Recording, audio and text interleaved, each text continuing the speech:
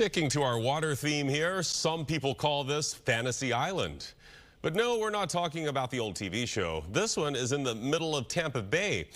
But how did it get its name? Well, it went through an amazing transformation from basically a small patch of sand to a lush paradise for wildlife.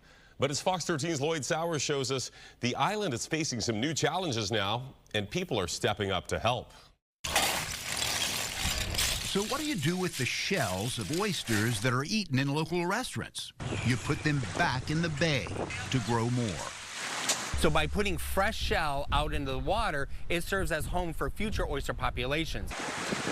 Volunteers with the nonprofit environmental group Tampa Bay Watch have put in thousands of concrete reef balls and millions of oyster shells along our coastlines. The passion that our volunteers have, both individual citizens and groups, is absolutely inspirational.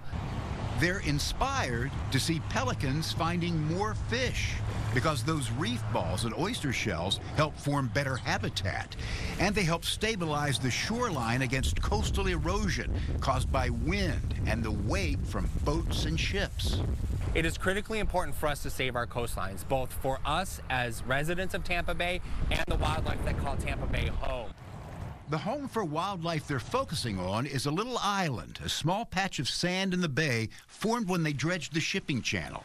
Seabirds took it over and they raised millions of offspring. It was dubbed Fantasy Island by environmentalists who began work to protect the island from erosion and build what they call a living shoreline. The beginnings of Fantasy Island go back 20 years. It was back in 2004 when we saw volunteers put in the first oyster bed. And they say the more of these that they put in, the bigger difference it will make for the bay.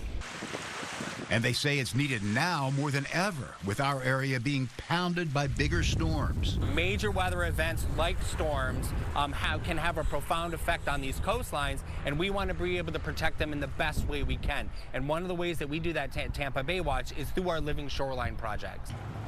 Shorelines that provide stable habitat for wildlife and protect against coastal erosion, thanks in part to shells.